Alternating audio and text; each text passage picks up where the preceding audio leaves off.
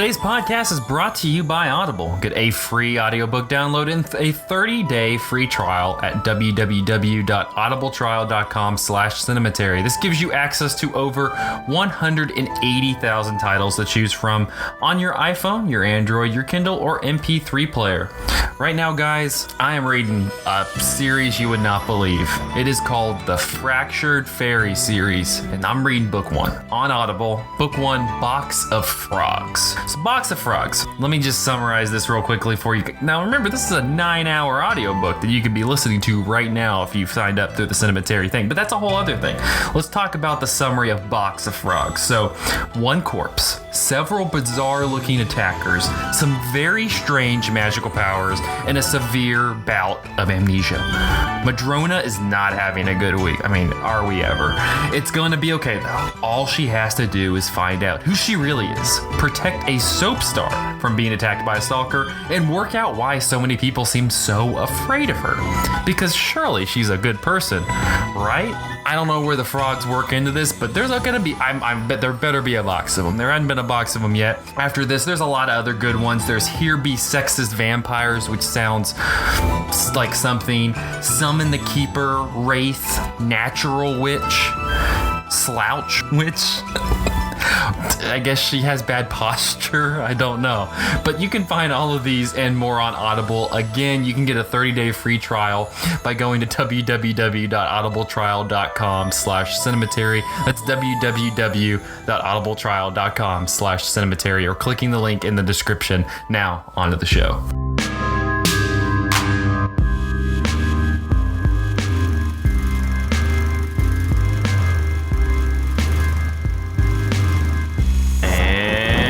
Welcome to episode 204 of Cinematary. I'm your host, Zach Dennis, and I'm here with Michael O'Malley and Andrew Swafford. And in today's episode, we will be talking about movies that we saw this week in part 1, and in part 2, we will be continuing our Young Critics Watch Old Movies series with 1962's Cleo From 5 to 7, and we are joined by special guest Tracy Cox-Stanton to talk about the film. But we got some big new releases that we're going to be talking about this week. But first, on the site this past week, we have reviews of Ant-Man and the Wasp and Sorry to Bother You by Michael O'Malley, but we also have a new video essay from Andrew, and I wanted to give you a few minutes to kind of give a little trailer of that if people haven't caught it yet. Okay, yeah. So this is my third year in a row spending my summer making a video essay for Cinematary. My first one was about the School of Rock. The one I did last year was about Scarlett Johansson. Your problematic fave. Yeah, she was still problematic, but slightly less problematic when I put that out. It has aged poorly. I still like that video essay, though. And then the one that we just put out is about guns in horror movies. I was inspired to research this topic after the Parkland shooting earlier this year. And just like, as a teacher who works in a school building, like seeing pictures of that massacre was kind of an eye-opening experience for me, and kind of made me think about guns in a new way. Not that I wasn't afraid of guns or shootings in the past, but it felt a lot more real. And I kind of realized that nothing in the movie world had kind of conditioned me to be afraid of guns. And so I was interested in why that was. My initial thought was, well, it must be because there's no guns in horror movies. But, you know, I went watching some horror movies to try and look into that specifically, and I realized very quickly that there are a lot of guns in horror movies that for some reason we just kind of forget about them.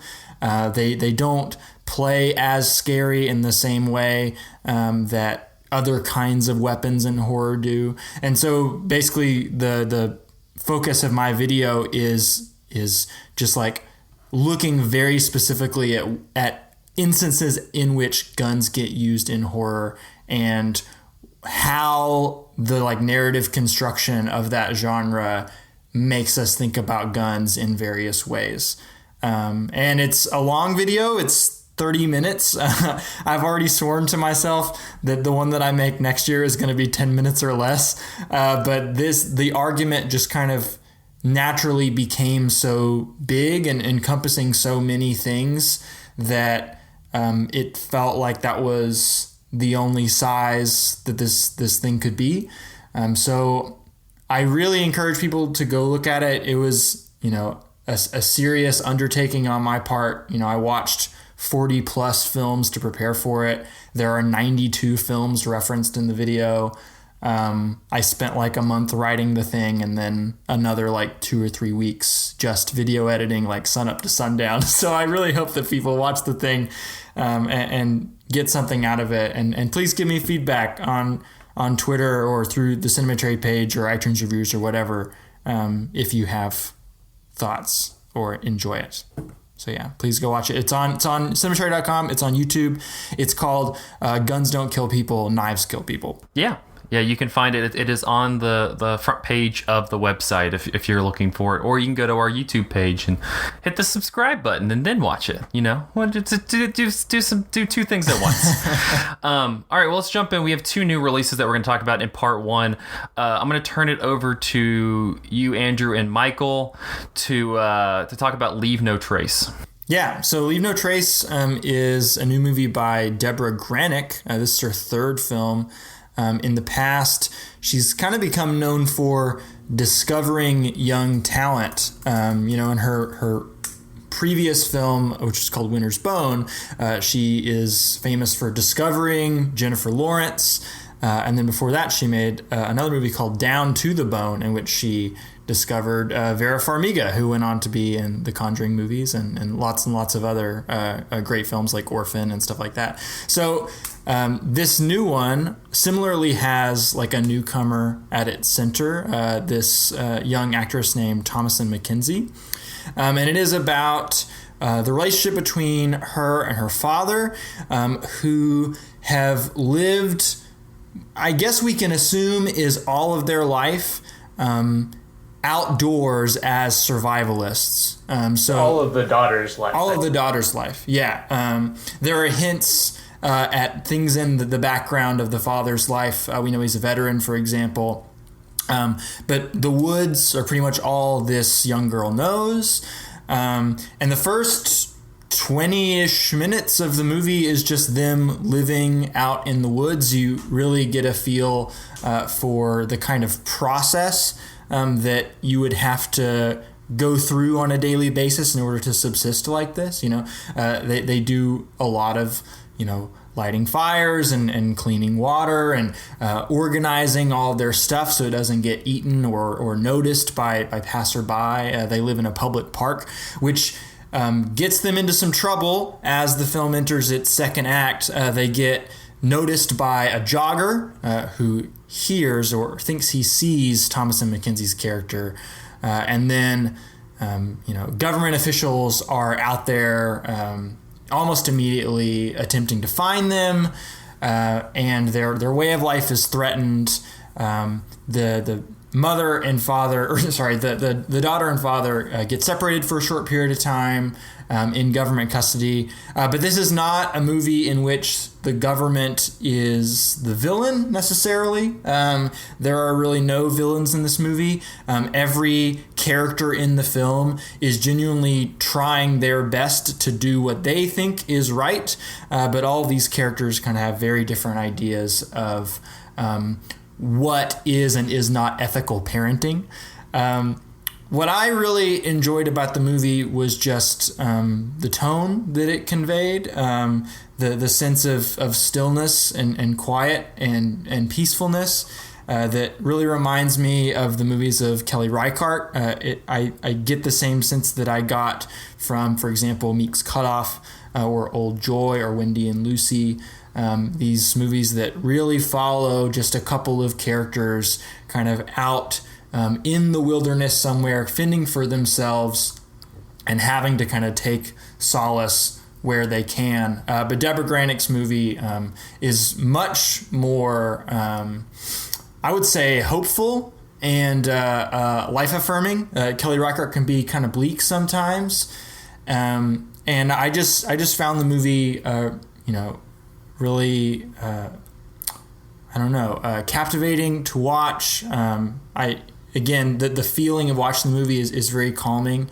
And I was never bored either. I don't know if this would necessarily classify as like slow cinema. There's a lot of talking, there's a lot of fast editing, but it definitely does operate on a different register, a different wavelength than the majority of films, even the ones that you'll see in your indie theater, really. So I was a big fan of this movie. I'm not sure what else to say about it, but Michael, I know you liked it a lot as well. Yeah, I liked it a lot. What I would say that I think is really interesting and what this movie does really well is that it kind of sets up these competing, I guess we could call them forces, maybe. The two I'm thinking, like, in one sphere you have like these kind of social forces that drive the conflict of the movie, and neither is really a villain, but there's an interesting dialogue between them where we get the establishing, act of the movie is this father and his daughter living out in the woods.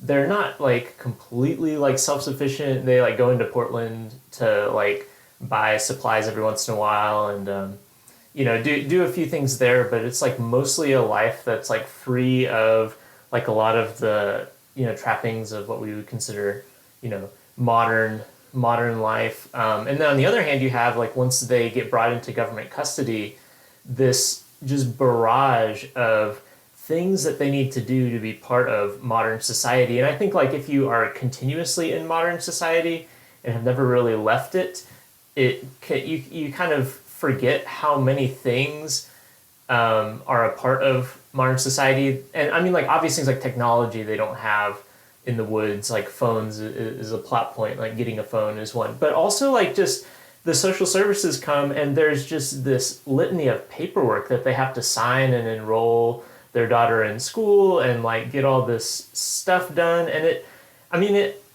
intellectually, I know that like these are things that people have and I have, but to see a person enter society and have to encounter these things all at once really puts in perspective just the magnitude of like different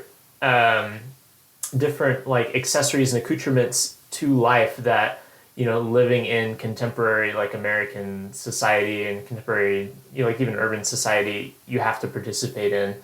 I also think that that's communicated in the sound design of the movie and like what I was talking about, the tone as well. Like I'm thinking of the first scene where you see them make a trip into the city for supplies, and all of a sudden it just becomes very loud. And it's not like they're walking by construction sites or anything like that. They're just like walking on a highway at one point, and then they have to get on this I don't even know what you call it. It's like a tram it's like a being sky carried car, in right? the I think air. they call it a tram. Yeah.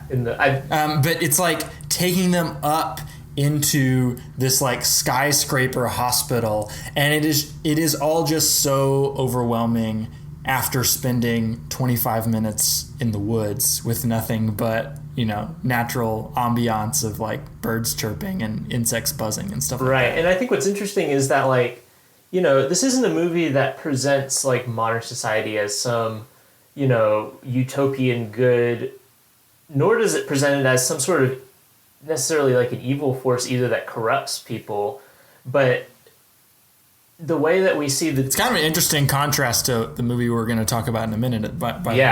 The way that we see the characters interact with it though, like sets up a really interesting dialogue about like what characters can get out of modern society, what characters can get out of like not participating in that. And that kind of goes with the other two, like what I feel like the forces, the other sphere of forces that are driving the conflict, which is like psychological, right? So the dad is very much an isolationist, and there's a lot to indicate in the movie that this has to do with maybe some PTSD or bad experiences he has had in the past. But there does seem like even if that's not entirely the case, he has this compulsion that like I understand quite a bit to you're uncomfortable in your own skin the more people and the more encumbered you are by people around you. And that's not that you don't like the people around you, it's that there's this drive to isolate yourself.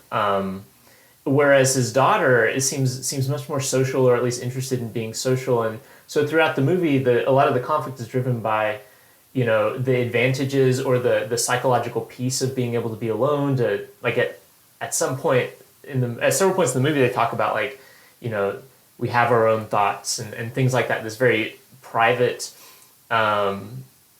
self-conception versus when you enter into like a community or a society that's full of people, there's a compromise of that in favor of, as the movie talks about, like, there are some safety features of living in a community. There are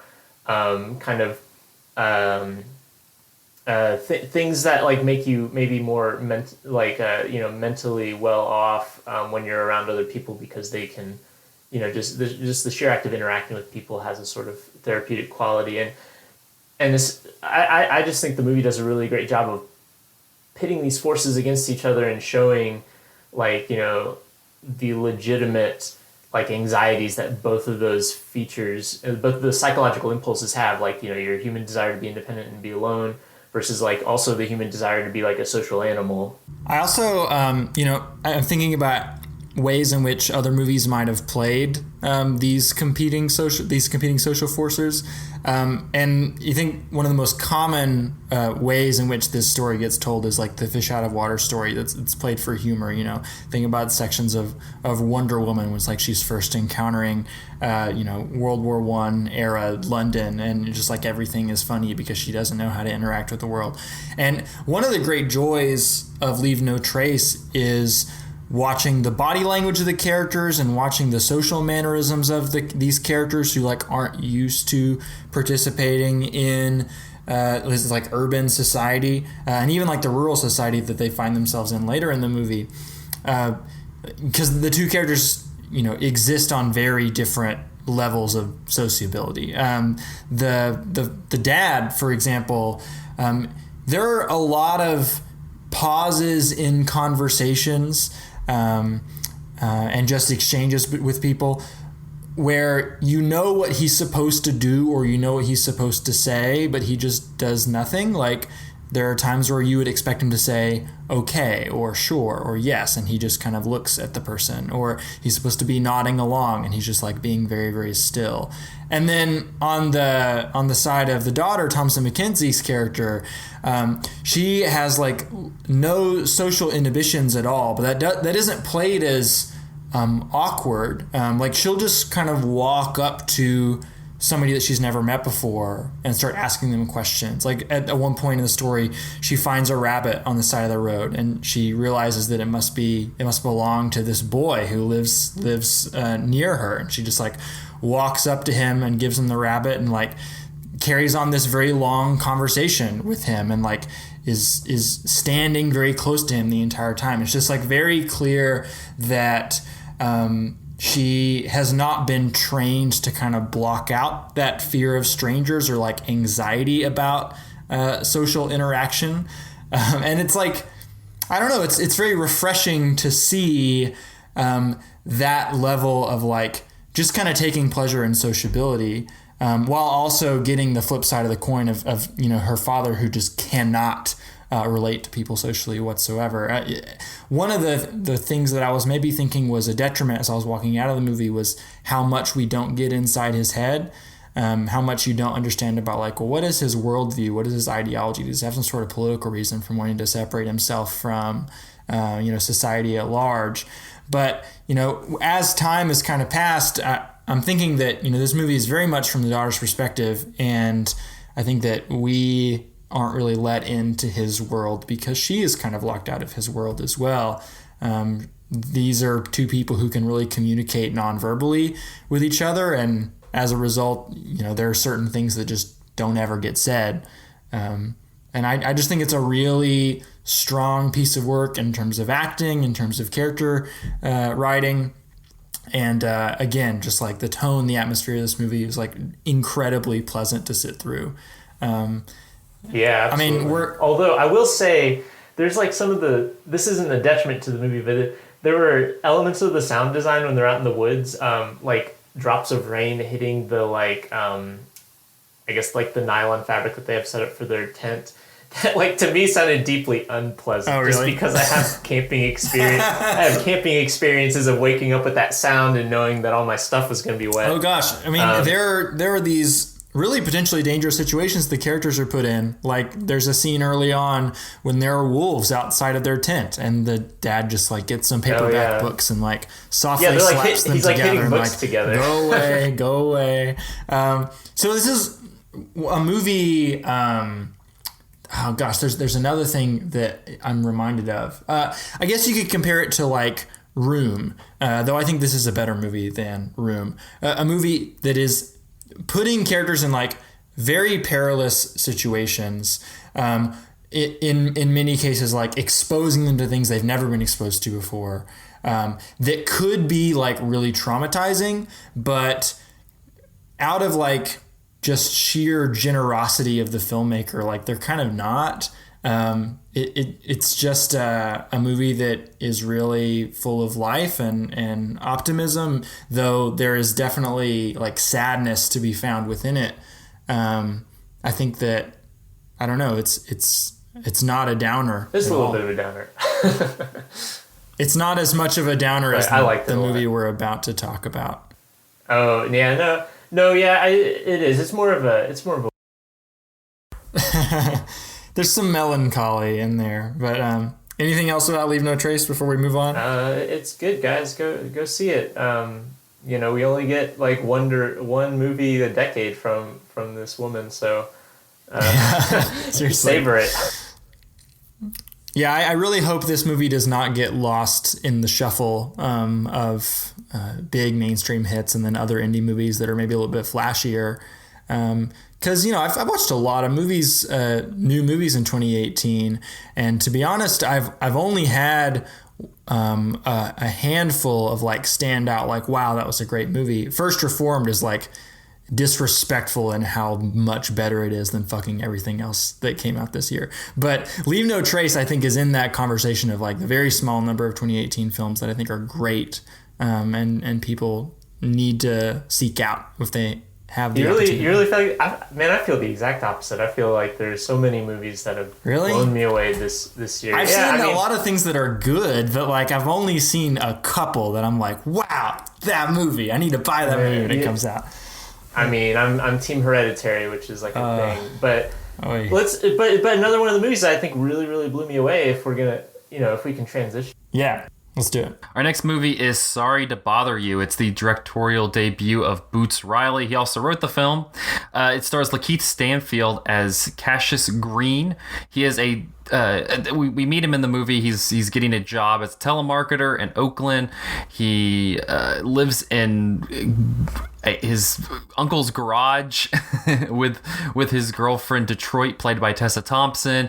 He's kind of just looking for some direction in life as he's floating around trying to find some sort of job and just steady income to keep a roof over his head. His uncle, played by Terry Crews, is struggling to keep his house afloat as he's behind it with mortgage payments. And there is the alluring interest of joining this company called Worry Free that allows people to live in this commune set up and work at the same area for little to really no pay in order to get out of these struggling financial situations. But Cassius joins this telemarketing firm and really takes off with it as he learns that using his white voice, which is actually the voice of David Cross, allows him to really excel at being a telemarketer and earn a lot of commission that way. And so because of his skill at winning over people over the phone, he gets a promotion to power caller, where he is thrown into much more high stakes transactions. Yeah, let's be vague about high stakes transactions, and I'll leave it at there because I think after that we start to tread into spoiler territory. But we should say that this is a movie that is very hard to talk about without spoiling, and so there is going to be a part of this conversation where we start spoiling it and tell you to move on to part 2 if you haven't seen it. So, prepare yourself for that warning. We'll give you the warning. But Michael, I want to start with you. You wrote about the film for the site, and we're really. I mean, I think all of us liked it, but I feel like you were number one in liking it the most. So I'm curious what struck you about the film. I mean, for one, it's really funny. Really, really creative too in the way that it handles like mise en scène and like manipulating the scenery of the movie and the costuming in really clever ways. Like Tessa Thompson keeps having, like, she just has a parade of amazing outfits throughout the movie, and some of them are like really outrageous. Like at one point, she's wearing like an outfit that's entirely like gloves giving middle fingers. Another time, she's wearing a T-shirt that says "The future is female ejaculation," which you can buy on Etsy, right? Is that confirmed? Yeah. So I mean, like that's all. It's all like there's like some very. It's consistently fun. It's like, I guess, funny. It's not a fun movie in the sense of its message, but it's like it's really engaging just how much work each moment of the movie had put into it, as far as like, how much it's been thought over. But also it's just, I feel like this is a loaded thing to say, but it just feels like a movie of the moment, like that really captures like a particular set of anxieties that I have about modern life, about how like certain corporations, and a lot of them now are technological, but not all of them, and the movie doesn't have only technological corporations to pick bones with, but a lot of it has to do with how this system that's been set up of you work for a corporation, the corporation makes money off of you, and the corporation then pays you a percentage of that money that they make, so that you can then go on living and live your life. It really shows like the ways that that system has been gamed by the powerful in ways that make it hard to be ungamed, right? So there's like a subplot in the movie of these telemarketers unionizing, and the way that the movie really frames well just how not useless it is, because collective bargaining rights are useful and all that, but how little the people who can actually make a change stand to like actually care about that strike, right? The strike is in a lot of ways, and at one point it's explicitly staged as just sort of this side sporting match, while the people who are in power are just kind of chortling and drinking their champagne and stuff like that, because they realize that like they can give this inch and still retain control over this whole system that underpays people, and that people can't really escape unless they're willing to be homeless or just completely self-sufficient, to live out in the woods. Yeah, to live out in the woods, like in Leaving No Trace, which as Leaving No Trace shows, that's not like a great alternative, since society is structured that public land you can't live on. You have to, the ownership of land, or the beholden your obligation to landlords is sort of that's an obligation in modern society that is very difficult to escape. And in order to pay the landlords, you have to work at the corporations. In order to work at the corporations, you have to play their game. And in order for the corporations to be able to pay you, other people have to play the game. And so if any of those things break down, you quickly run out of options for how to fight.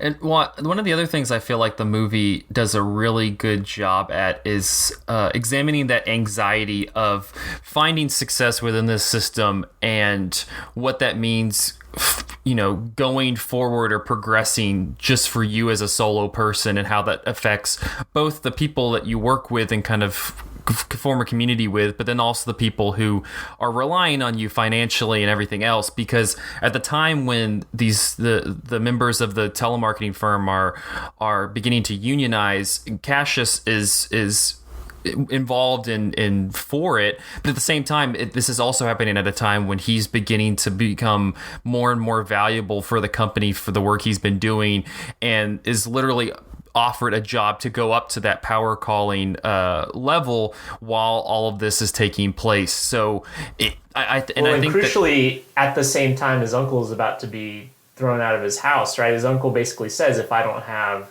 X amount of money by I don't know, like the end of the week or something, whatever time he said, like, I'm going to lose this house and you're going to be out on the street or whatever. So yeah, and I think it's not just that he's having. I think he does a good job of capturing that anxiety of because I think that Lakeith Stanfield does a good job of portraying that he's not necessarily just like, Scrooge McDuck swimming in the money. He is trying to help his uncle. He's trying to help his girlfriend. He's trying to make a better life than just being in this garage, and scraping by with his car that he gets 40 cents of gas for that barely works. You can understand why when he gets a lane in this system, he wants to run through it. But at the same time, it's also reminding you of that when one person's doing that, 10 other people are being left behind and are still stuck in this grind. And I think that that's one of the most effective things for me that the movie did, was it did a great job of portraying that. And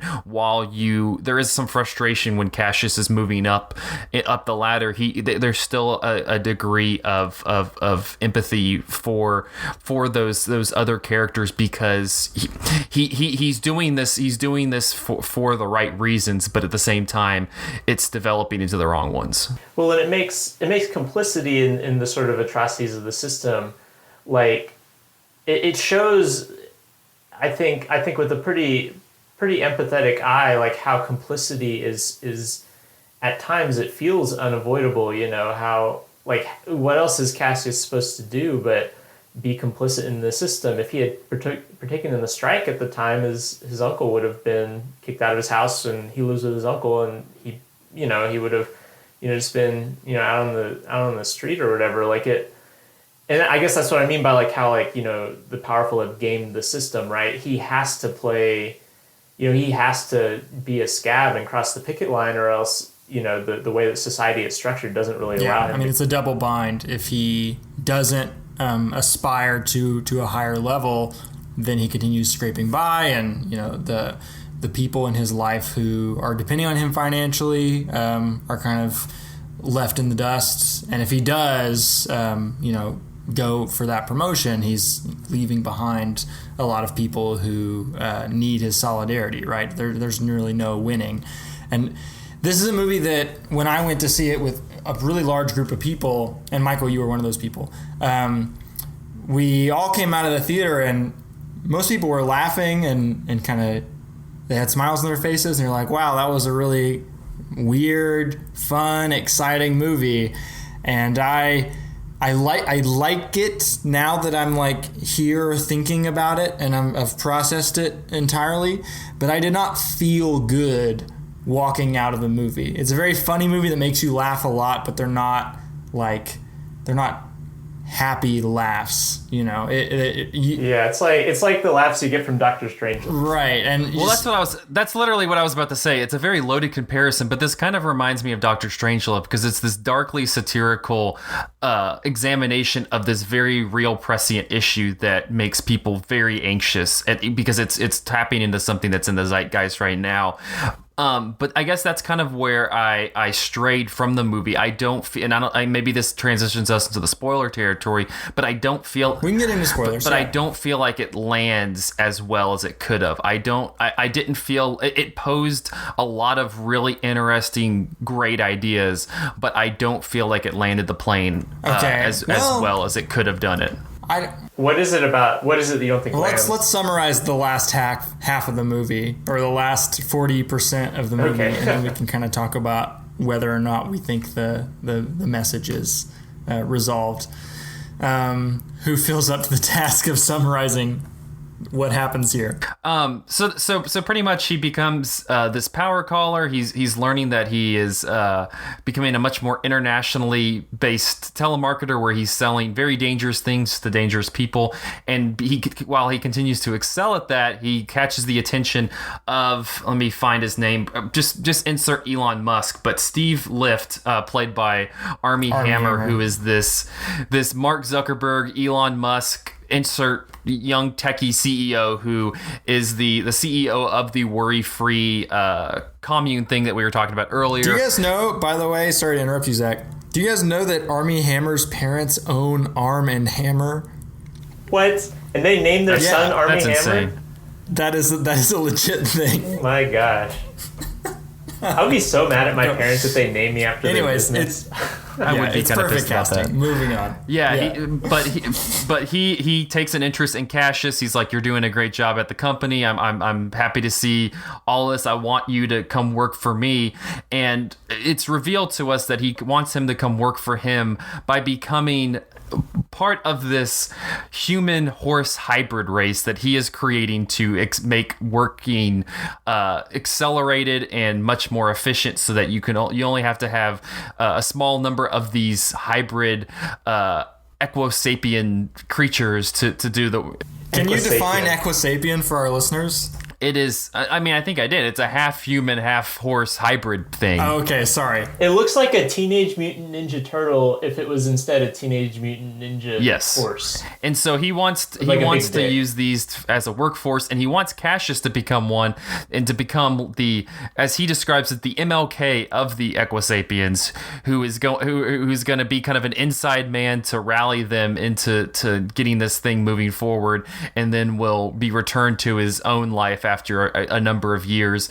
And naturally, Cassius freaks out about this, and the film kind of divulges into this more worldwide spread of this knowledge that this is what's happening, and it just kind of continues to spiral until the movie ends.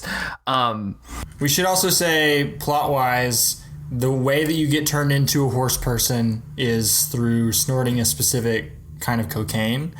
And we find out about this directly after Cassius is offered cocaine from Armie Hammer's character. So he doesn't transform into a horse, not immediately, but there's that that doubt in the back of his mind, like, oh God, what have I done? And then in the last few minutes of the movie, he turns into a horse person, and that's kind of where the film maybe fumbles its message and how it follows up on that plot point. But before we get there, I wanted to briefly say that one of the things that really put a pit in my stomach and made me feel like I was very much not having a good time, because I was just being reminded of all the shit in the world that just like makes me frustrated on a daily basis, is when Cassius gets a TV deal to come on the most popular television show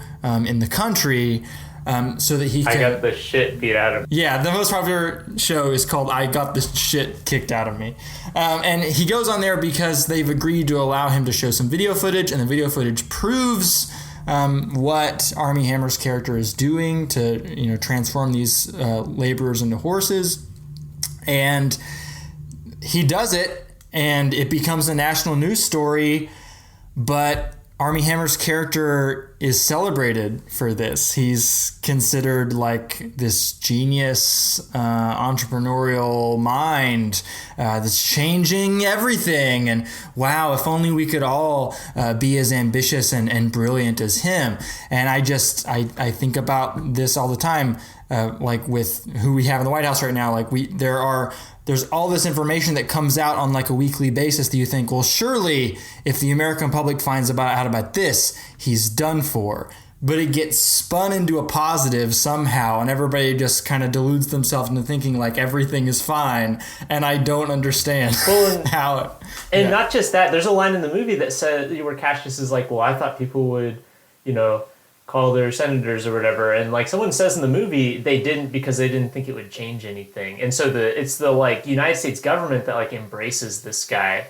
And so like these like people are so just beat down and hopeless by what they perceive as the rigged nature of the world that they're not even participating in the public discourse. So there's kind of two things that I feel very hopeless about, and I feel like a lot of people feel hopeless about that the movie is tapping into. Like the political moment we're in, with all of the atrocities in the Trump administration, but then also you have the like corporate oligarchy kind of controlling all of our lives through like Apple and Google and Amazon and all that stuff, and all of these things just feel far too big for any individual person to do anything about, and the movie seems to agree with that premise that like it's kind of hopeless. There's nothing you can do. The movie even, spends a lot of time investigating the idea of like collectively like getting together and organizing and bargaining and trying to change these things.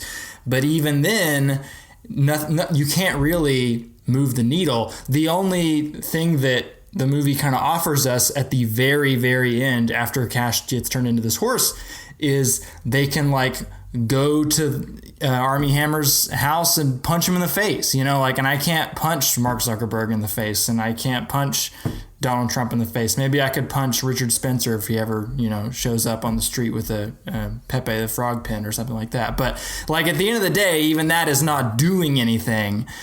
So I just left the movie feeling incredibly hopeless. Well, and that's where I think the movie stumbles, because I think it gets very wrapped up in the absurdity, hurricane, tornado, whatever you want to call it, that happens whenever this horse hybrid thing is revealed.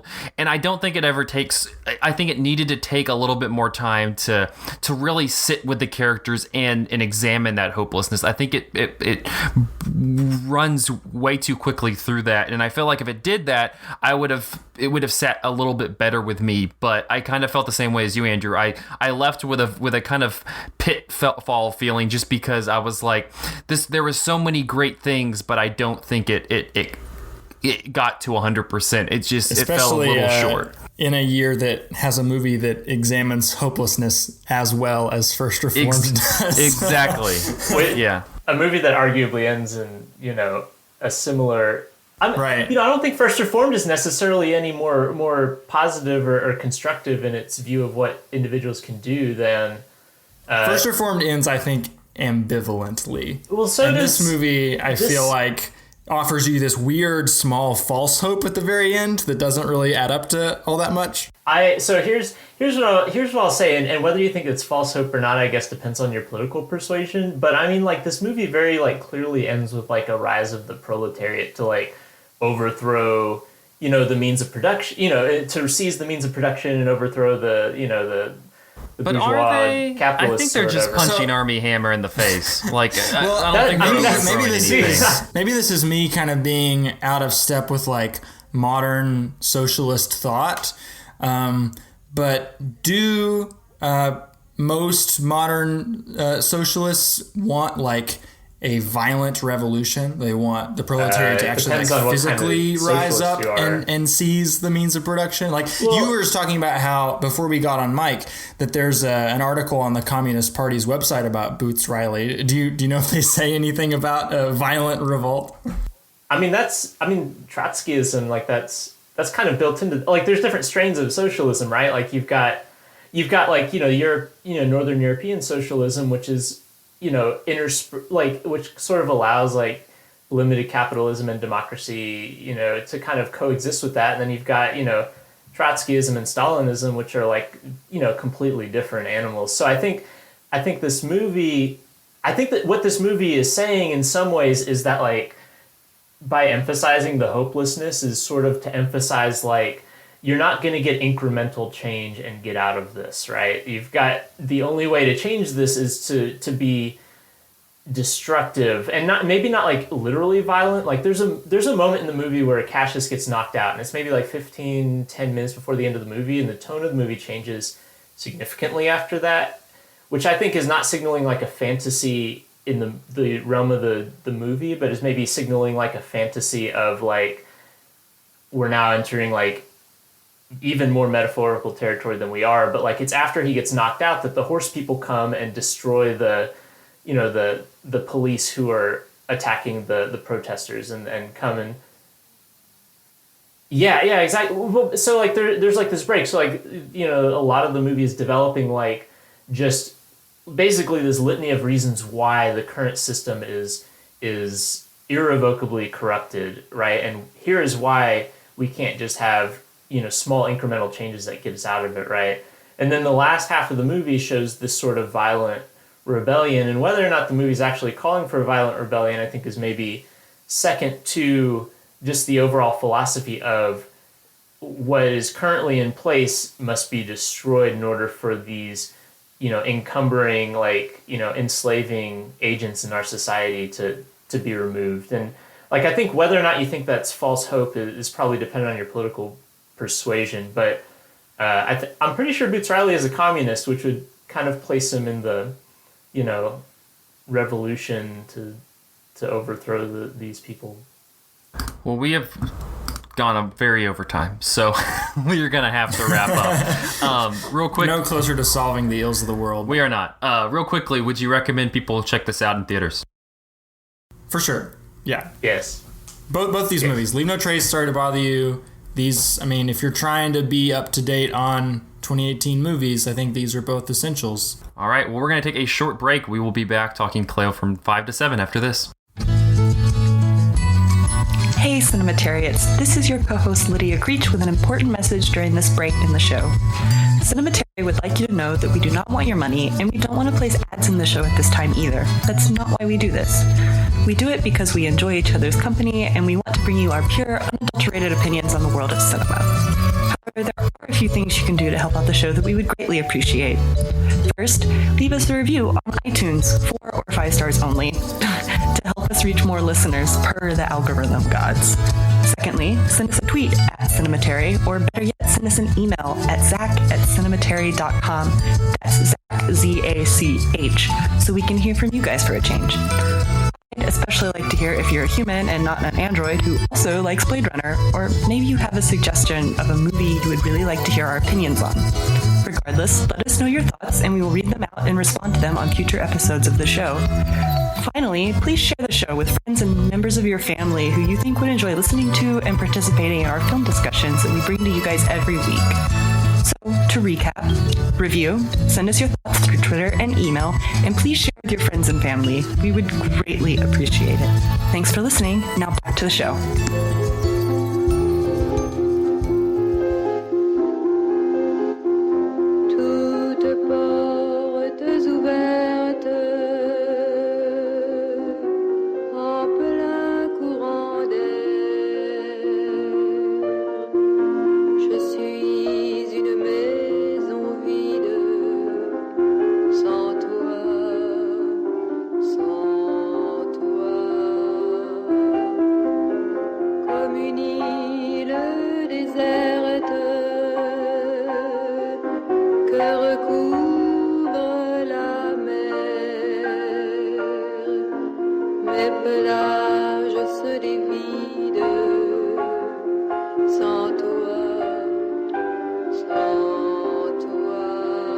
And welcome back to part 2 of episode 204 of Cinematary. In this part, we will be continuing our Young Critics Watch Old Movies series with 1962's Cleo from 5 to 7. And joining me today in a studio, which it seems much more official than our usual Cinematary episodes, is Miss Tracy Cox-Stanton of the Savannah College Art and Design. Thank you so much for coming down and talking with me. Sure thing. Thank you for having me.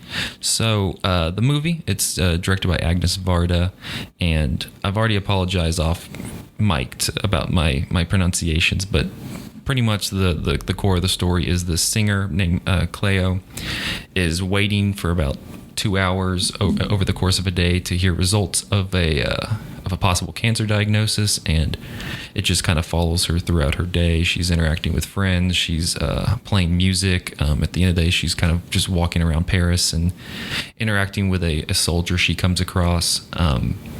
And yeah, it's one of those films that's kind of most deeply or directly associated with the French New Wave. So I'm kind of curious, tell me a little bit about your journey with this film. I know that you've taught it a number of times in class, but what was your first impression when you saw this for the first time? Yeah. So I teach it often, and I would say now it's one of my favorite movies ever in the world. But I strangely can't remember the first time I saw it. I remember very vividly being introduced to the French New Wave and remembering, very vividly how impactful that was. Things, I remember literally watching this was Godard, mostly a Godard film, in my apartment in Gainesville, Florida, where I was a graduate student, watching a VHS tape on my terrible TV, and literally taking pictures with my, terrible camera, 35 millimeter camera of the screen, just because it was such such a revelation somehow. That's like retro screenshots. Yeah, totally. Yeah, exactly. So I had that impulse, to capture this somehow, document it. That's funny. So it's interesting, when I try to figure out when did I first see Cleo, and why wasn't it one of the first things that I saw? I honestly think that I didn't discover it until later, mostly when I was teaching. Because the French New Wave was when I was taught, in the early 1990s, like 1992, roughly, it was this very much canon of 4 or 5 men. So I think maybe she was on the outskirts for several different reasons, but that's maybe all the more reason when I saw it, it was a revelation to realize like all these things that I thought other people had done first. When I saw the film she made before Cleo, From 5 to 7, was 1955. And I thought, well, that's really the beginnings of the French New Wave, not 1959, which everyone says that Godard and Truffaut started the French New Wave in 1959. So discovering then all of her work has been, a revelation and a joy. Yeah. I'm going to come back to that point about the Godard and Truffaut and the French New Wave, but I'm curious, when you're teaching this, what are the things that you kind of want the students to grasp from it? What do you think is important about the film that needs to be experienced, especially kind of in an academic setting? Yeah, well, I've discovered, and this is especially very recent in the last maybe 2 years or so, I've noticed students love this movie, and I don't have to really sell them on it. Sometimes with art cinema or foreign cinema, you have to kind of sell them. You have to build up somehow why this is great. And this movie isn't like that. They love it immediately.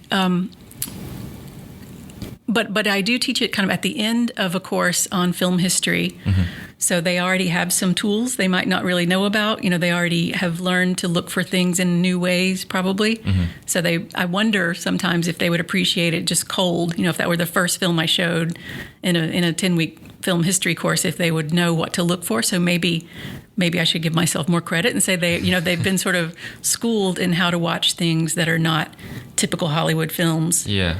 And this one's, a really good version of that. I could see that because it's a very leisurely movie. It does have this narrative structure, and it has the title cards that show the time periods as you go about the day. But at the same time, while you have this plot point of her trying to figure out the results of this test, you're just kind of floating through the day with her. It's not like there's it's not like, it doesn't really feel like it has a 3-act structure. It seems like there's just this one act that's you're floating across for about an hour and a half. Right.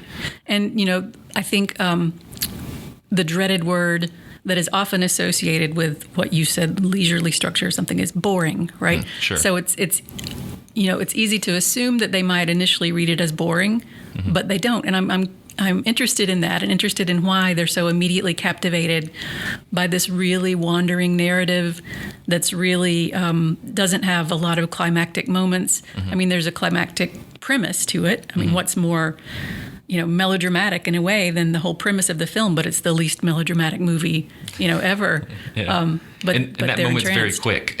Right. Yeah. Sort of unimportant, almost. But I think, one of the things that that we do before that is learn about movements that have come before that kind of let them realize that filmmakers approach their subjects in all different kinds of ways, and one of those ways, I would most associate with neorealism, I think. Sure. So like The Bicycle Thief, we watch and talk about that, and that's another one of those films. It's very much like Cleo in a way that here's a very simple but impactful problem, and it's just the character wandering through the film, dealing with that simple, impactful problem. And it's leisurely and wandering too. So they've been, that's one of the things we definitely talk about, is how the what's meaningful, isn't always these big moments, but these sort of small moments. Sure. And just watching the characters and watching them move through their day tells us a lot about those big moments if you learn how to look. Yeah. No, I agree, and can see that comparison to neorealism, because I guess, to take the example of The Bicycle Thieves, it's a movie that, again, it has a defined, this is what's the motives of the narrative, but a lot of the emotions along the way are very internalized, and it's you're feeling those through different varieties of mise en scène, and I feel like Cleo is special a little bit in a different way, because, and this goes back to kind of the point about Agnes Varda compared to Truffaut and Godard, but because she's, as I think her perspective as a female director, she adds this much more nuanced, much more understanding layer of internality to Cleo's character. You can feel a lot of that anxiety as she's going about the day. A lot of her interactions with the different, specifically male characters. I think of one example I think that kind of stood out to me is early on in the film. She meets up with her friend and they go to this diner, and she kind of breaks down and cries a little bit. And immediately these two men run over to her who are working there and are just like, "What are you doing? Are you okay? Or what's wrong?" And they offer coffee and everything, but it's just. I feel like it just seems like a very female experience that she just had. She's breaking down. She's having this very emotional moment. And these two guys come over and like, "What are you doing?" Right, yeah, and that ties to so many things in the movie. So it seemed, and that's a perfect example of something that looks in one way so insignificant and random. Mm-hmm. It's just this thing that happened. But that's what's so, I agree with you, that's what's so kind of exquisite about the film. Mm-hmm. Like, exquisite is not an adjective I would use for Bicycle Thieves. Sure. It's leisurely and, wonderful, but there's something that's so, even as it's loose and leisurely, so there's something that's so sort of exquisite and perfect and planned in mm-hmm. a way about Cleo. Yeah. That does allow more depth and more sort of rhymes across the film, like a sort of rhyme, I would say, with the men that you mentioned in the cafe. When her lover comes over when she's in her house, mm-hmm. and what a joke that is. They hardly know each other. And then her assistant says, "Don't talk about your illness. Men don't like illness." And she's like, yes. Gets herself together very quickly. It's kind of the same thing that happens in the cafe. She has to get herself together very quickly because the important thing is what men think about her. And that's what I found so effective about her meeting Antoine at the end of the movie, because initially he feels exactly like those guys. He kind of he's just this suave, good-looking Frenchman who's hitting on her, and she's just like, "Dude, I don't have time for it." And I felt like that kind of switch and the connection that they made, it made it much more effective. And you bought the last 15-20 minutes of that movie where it's them kind of going about the rest of the plot, because you were so built up because you had all of these other interactions. Then you realized, okay, this one's a little bit different. Mm-hmm. Yeah, and I would say I think that's kind of clued in even before she meets him, because we see her kind of trajectory has already changed. Taking off the wig, mm-hmm. putting on black clothes, mm-hmm. Rejecting accompaniment. She tells her assistant, "I want to walk alone." So already there's kind of a transition to I'm open to new things. But the other thing, and this is something that I try to talk about with my students that they don't necessarily notice at first, is I would say exquisite soundtrack in the film that is so unique and so seemingly non-manipulative, but nevertheless so exquisite and planned and deliberate. It sounds like something that if you were walking around Paris, that's what would be playing like in the air. Right. We would hope, right? Yeah. We would hope. But right before she meets the man, one of the things that happens in the soundtrack, and this is without the music, this is sound effects. I think often the sound effects are what make it so interesting. It's the first time we hear nature. So we hear the waterfall and birds mm-hmm. kind of overtake the soundtrack in the park when she's in the park. Mm-hmm. And so to me, he emerges kind of out of that. Mm-hmm. He sort of wanders in, like a bird or something. Mm-hmm. So he already to me seems from another world mm-hmm. than those men, who are either in the cafe or her lover or looking at her on the street. There's so many shots of her just walking down the street while men look at her. Yeah. And she's thinking like, yes, they're looking at me. I'm valuable. Yeah. And so this, I think this, the introduction of the gentleman at the end marks a real difference in that. The most frustrating thing that she did, though, is that she kept walking past the guy who was eating the frogs. That was, I wanted to watch the whole movie of that. Yes. That was completely strange. That and the guy who's piercing his arm. So that's sort of two street performers. I love those scenes because, again, they seem random. It seems like, oh, she's just walking down the street and this is what she happens to see. But they're rhymes, they're patterns that suggest something in her growth, her maturation, if you want to say, but in the whole film.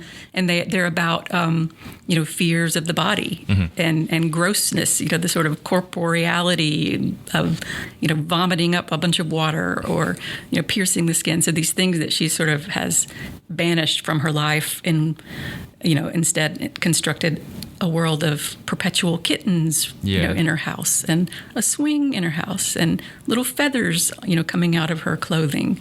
So I love that there's this kind of, the film is sort of haunted by these moments of real, potentially dangerous, but always kind of corporeal reality that she is not yet comfortable with. Yeah. No, that's a good point. It's almost like it's her own version of, like, the Divine Comedy, where just these circles of hell are constantly following her around. Yeah, that's a great analogy. I wanted to go back to the French New Wave, and it was interesting to me because Truffaut and Godard are so associated with them. Ironically enough, Godard appears in the nice little short film in that, doing his best Harold Lloyd impression. But it was interesting. I saw a quote that you had written up kind of about the New Wave, and Agnes Varden, she said that she had only seen 5 of the quote canon films of the New Wave prior to making her first feature, which seemed to kind of jumpstart the whole thing. What?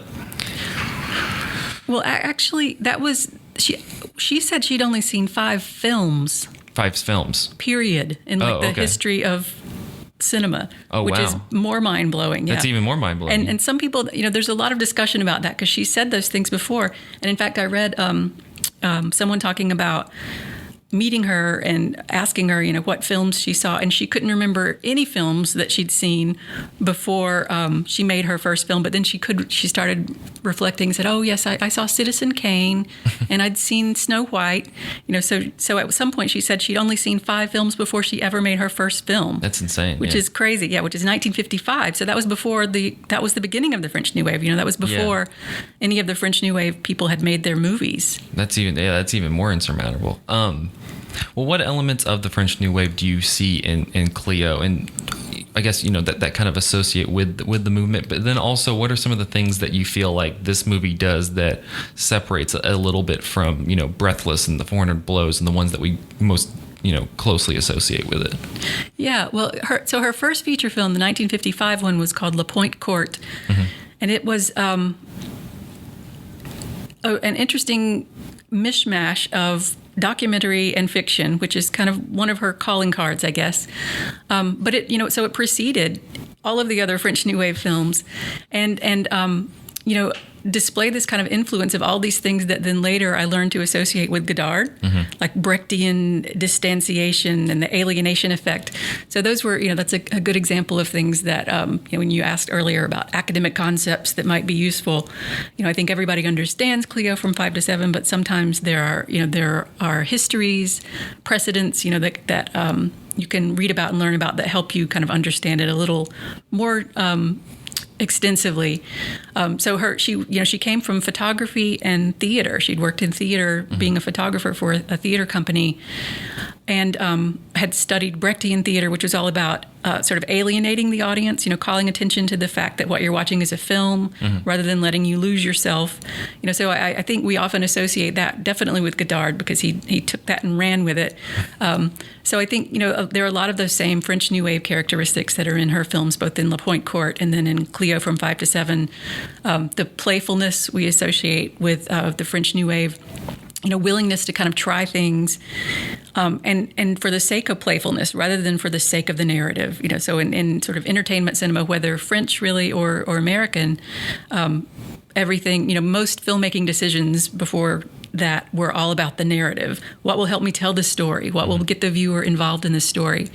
But the French New Wave, suddenly we're just using weird little camera pans for the sake of little camera pans. That beginning in Cleo, when she walks down the stairs, there's sort of three little overlap edits. It's almost like Eisenstein, breaking the plate, if you remember that example from Battleship Potemkin, when it overlaps. So, he does that same act like three times, a deliberate break in continuity, but it's cut with the music. So it sort of, it lets the camera kind of dance for a minute, So I think a lot of those things we definitely associate with the French New Wave, but maybe not associate with her, so much. But I think she did those things, in La Pointe Court before the other French New Wave directors, but definitely kind of expanded that and made that, that's much more advanced in Cleo from 5 to 7, because that's when she had by then seen French New Wave films and was married to Jacques Demy and friends with Godard and many of those others.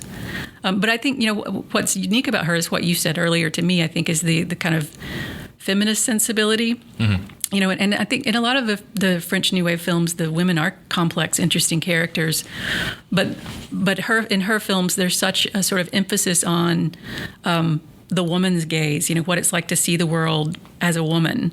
Whereas even the in Godard's films that have really great, I think, complex female characters, it's all about the man trying to figure out the complex female character. And, what's unique about Varda is, the women are not just there to be figured out, but they're there figuring things out, so they become subjects in interesting complicated and beautiful ways. Yeah. Well, one of the things I was thinking about leading up to this was about kind of her place in that movement of cinema and how, I guess somebody on the, just if you grabbed a random person who liked movies off the street, they may not know who Truffaut and Godard are also, but I felt like, in a more cinephile sense that people would directly, they would know those people and they would know the works that they did. And if you said French New Wave, that would be the first example that they would come up with. And Varda definitely has a name. I think she's very iconic, even though people just probably recently met her just from the recent Oscars. But she definitely has an iconic status and has done this wide range of work that when I was kind of thinking about it, I was like, well, do you feel like it's maybe more she just doesn't get associated with the movement, or is it just we live in such a male dominated space of that's who's picking what work is important, and maybe they just don't fully comprehend kind of what she's doing because it is so feministly focused, and it's in a lot of the emotions, like I was saying earlier, are so internalized for this female character, and that's just not something that they would relate to. I don't know. I think, or I would like to think that it's changed. I know, like I was saying, in 1992, when I sort of was introduced to the French New Wave, it's definitely, the explanation that it was a boys' club. And the other thing is that it kind of, there was part of the French New Wave that was like almost literally a boys' club that made for a really tidy narrative, a tidy way of teaching. What is the French New Wave? Well, it was this group of 5 guys who hung out at the Cinémathèque Française, and they were all friends with André Bazin, and he started Cahiers du Cinéma, and they started writing for that, and then they started making films. So that's what I learned initially, you know. And she's not in that group, She's not one of those guys that sat there watching hundreds and hundreds of films. So her narrative doesn't fit that story. So that's part of it. But I think, she in some ways she's kind of superseded them because she's still making movies. She's 90. Yeah. She's on the circuit. She's in my Facebook feed constantly now because I have all sort of cinema studies friends in Facebook land, and they're all seeing her. She's touring all around England right now. Yeah. And so I'm getting pictures of my friends hanging out with her, which is killing me because I want it to be me hanging out with her too. But she made that recent documentary Faces, Places. And she has she's also done a lot of art installations, video installations in museums. So I think in a way she's now known as Agnes Varda, which is even bigger than, a member of the French New Wave, right?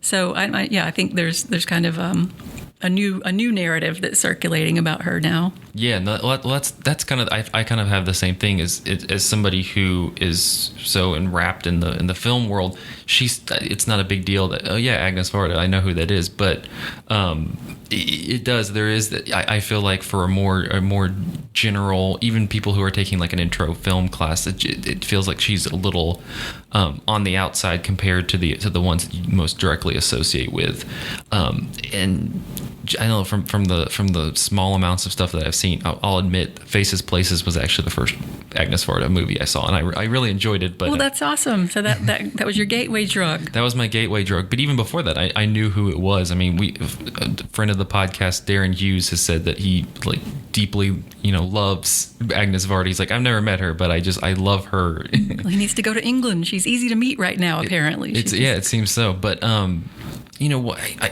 guess, again, do you feel like that maybe her films just aren't necessarily connecting with the whatever you'd like to quote as the kind of canonical films? It's not, you don't see them very often on like a Sight on Sound poll, or one of those big name giant, these are the canon of movies list. I guess, is it more because of that varied range, people kind of just underestimate her? I don't know.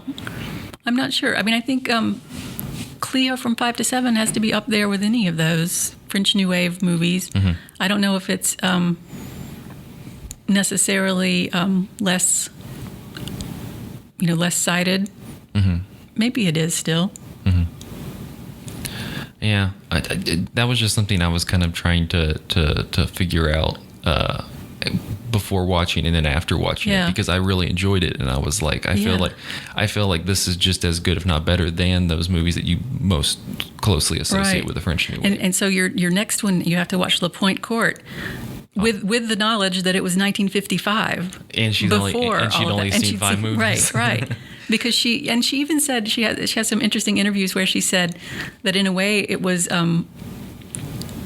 burdensome in 1962 to make Cleo because she knew too much, and she says it was more fun when she was making La Pointe Courte because she was just trying something. She'd been a photographer, and then she had this idea of sort of combining, things she'd learned in theater, and there was something freeing in that experimentation. So I think, to me, that's what I am, think is missing from the story of film history, is not just that she's a member of the French New Wave, but she started it. She did those things. She was really trying things before those canonical movies even came out. Yeah. Well, I'll just say, as the member of the Cinematary podcast here, if we've learned anything through this series and over the last few weeks, female directors generally start the movement and then don't generally get credit for it. Yeah. So there's a pattern around a lot of other areas than just film history, right? That's just true. I wanted to talk a little bit about Paris in this movie, just because, it's not a stranger to movies.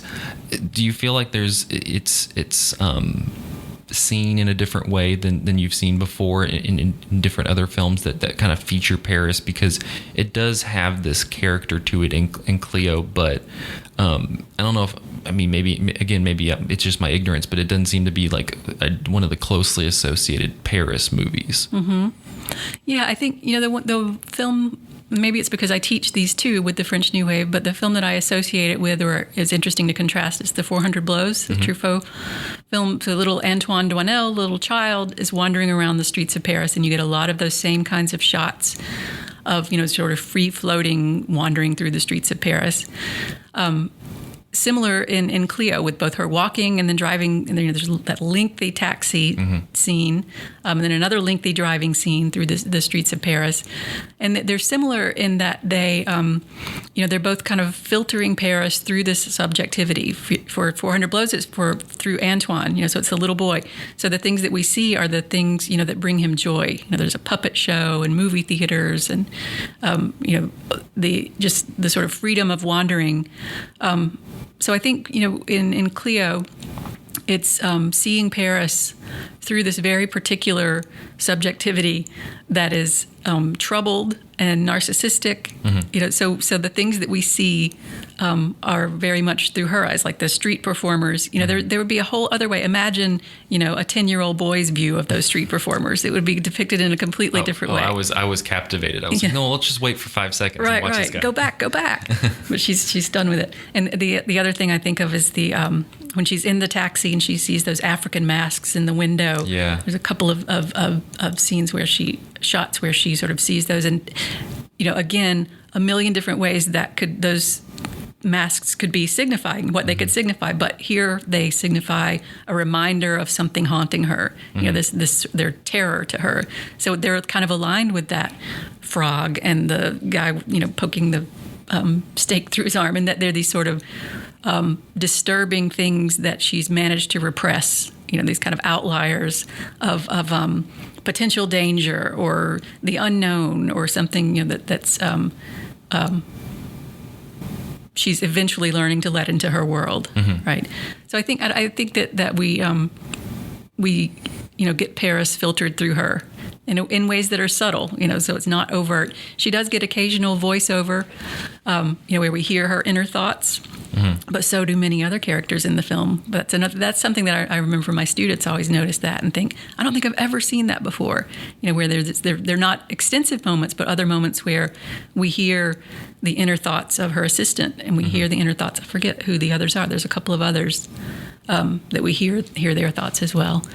But I think it's all about sort of, Paris in her mind on that day, from 5 to 7. No, that's true. And to that scene with the people with the masks, I have to admit I did think of SCAD at that point, because I think that there is the throwaway line. They're just like, oh, those are the art students. oh yeah, you're talking about the ones when there's just two. Then I have 2 mask scenes. I'm talking about the ones that are just the stationary.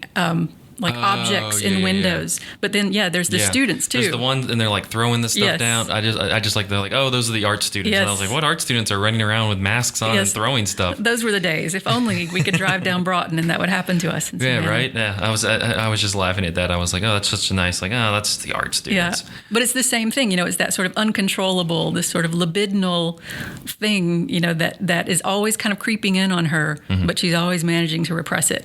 Until perhaps in the end. So maybe there's some transformation with her friend in the end. She finally gets a friend. That's true. And speaking of that moment, that last scene, they just deliver the news to her. It's a lot better than, she had perceived. And I love how Varda there's no verbalizing really of a kind of assessing the situation like too much, and they have that wonderful look where they look at each other, and you would assume it'd be like the if it was the Hollywood ending, it would be a kiss and a heart would fly off, but it's just so it seems so surreal and so cinematic. What do you make of kind of that finale? How it's also just so immediate, because you've gone through this whole day, you've been waiting to hear this news, you hear the news, it ends, they kind of look at each other, and then the movie's over. Right. It's just so it's so sudden. Yeah, and it's to me it's so perfect and so exquisite. Again, it's like you when you see that movie, a lot of times you recognize how something that looks so loose is actually really, really tight. Every little thing is perfect. Because one of the things I think that's really magical about that is they're eye to eye. And they're looking right at each other with this sort of without their masks in a way, so they've both sort of taken off their masks through their kind of heart to heart. And that's the first time that's happened in the film. So everything else, so much of the rest of the film is about looking, but usually in, very power laden kind of ways of, she's looking at herself in a mirror, hoping she looks a certain way. She's hoping men are looking at her. She's walking around to see if people are looking at her. But there's never a sort of eye to eye. So the sort of cliche of seeing eye to eye, they're literally doing that there. So that, to me, that's one of the reasons why it's a perfect ending. And also so great, of course, that they don't kiss and it doesn't become some, magical romance. It's instead deeper than that, Yeah. And I actually read that they did a lot of audience surveys at the time.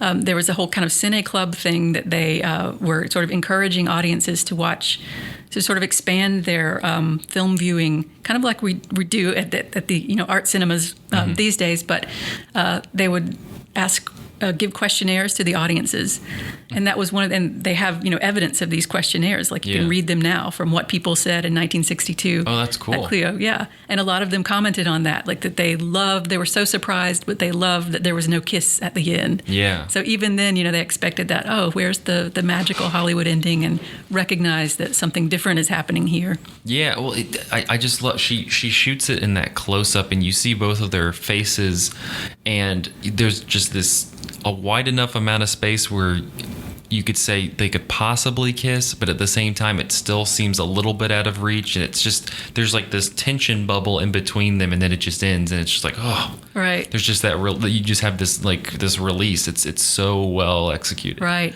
And the other thing I think is interesting and surprising, especially the first time you see it, so much of the film we've been sort of hinging on this question: does she have cancer? Does she not have cancer? And that's the answer we want.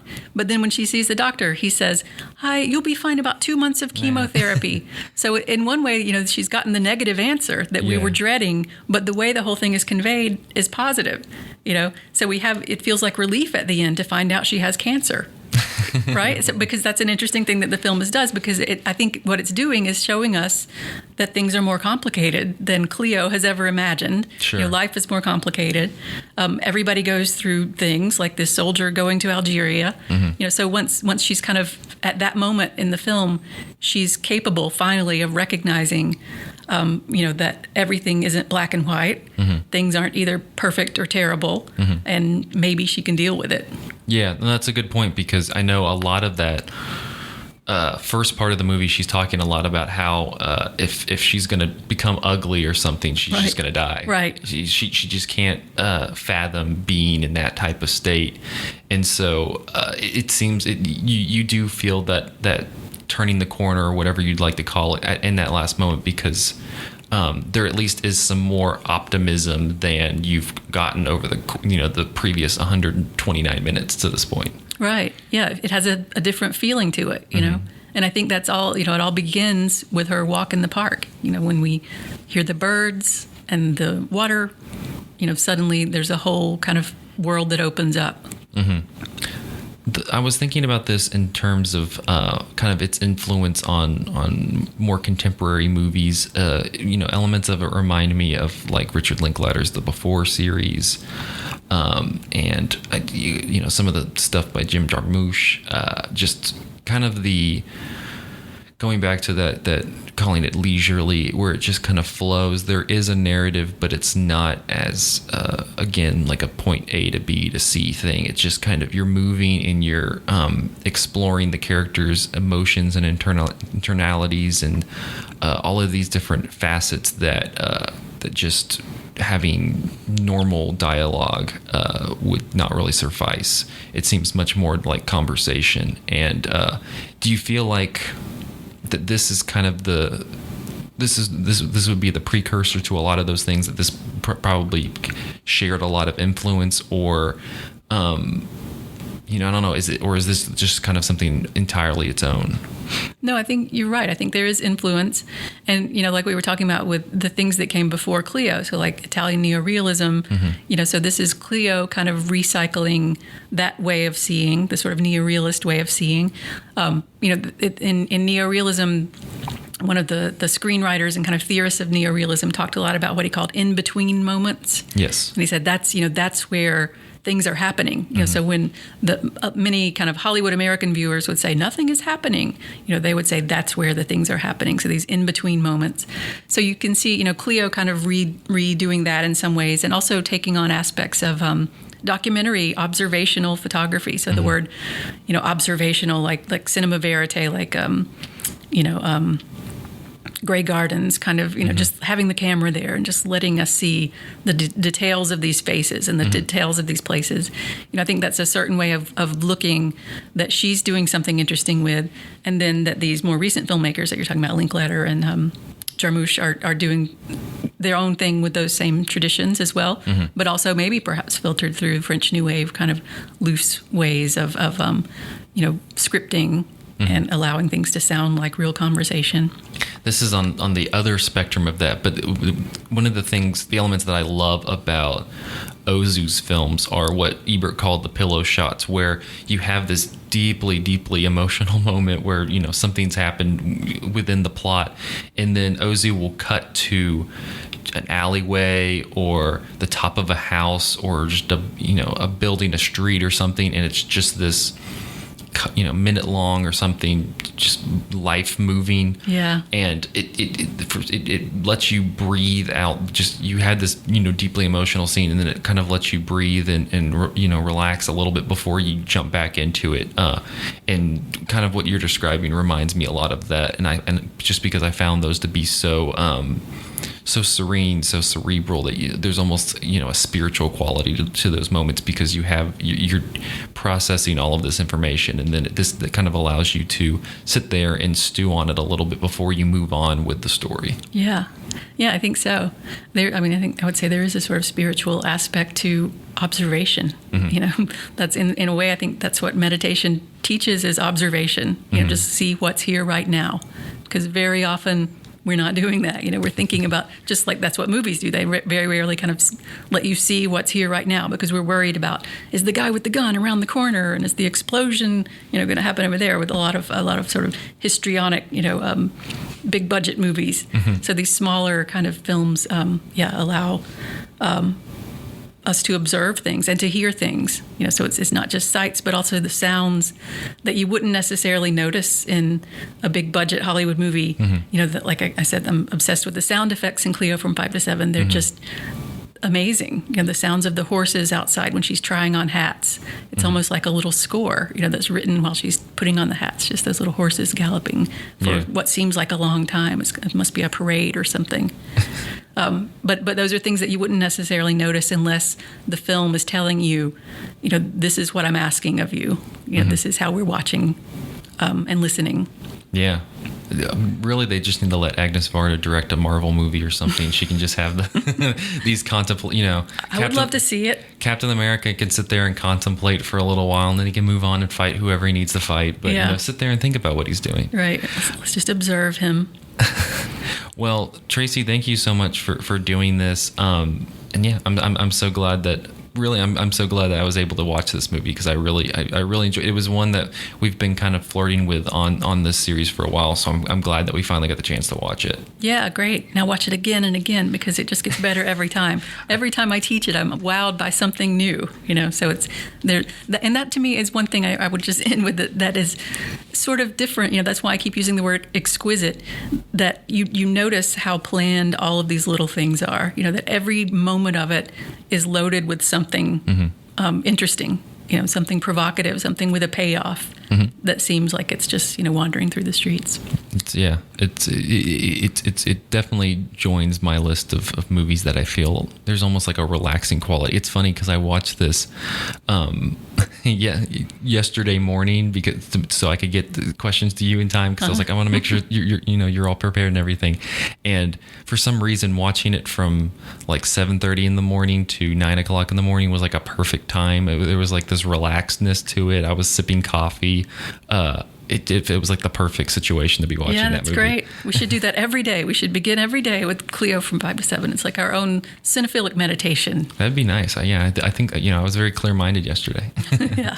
All right. Well, thank you guys for listening. You can find Cinematary on Facebook at facebook.com/Cinematary, on Twitter at handle @Cinematary, and on Letterboxd at letterboxd.com/Cinematary, where we post all the movies that we talked about in this episode. Next week, we will be continuing our Young Critics Watch Old Movies series with 1978's Killer of Sheep, which, Tracy, I think you would recommend to everybody as well. Yeah, and a lot of the things we talked about will be relevant then as well. Perfect. Sort of slow, observational, neorealist influences. Keep that in mind, people. Yeah, keep that in mind for this next week. But thank you guys for listening. All right. Thanks again, everybody, for listening. I wanted to take one final moment to remind you to check out Audible and get a free 30-day free trial just for being a listener of Cinematary. You can start your trial by going to www.audibletrial.com/cinematary and picking through over 180,000 titles that can be accessed from your iPhone, your Android, your Kindle, or even your MP3 player. Again, that link is www.audibletrial.com/cinematary. See you next week.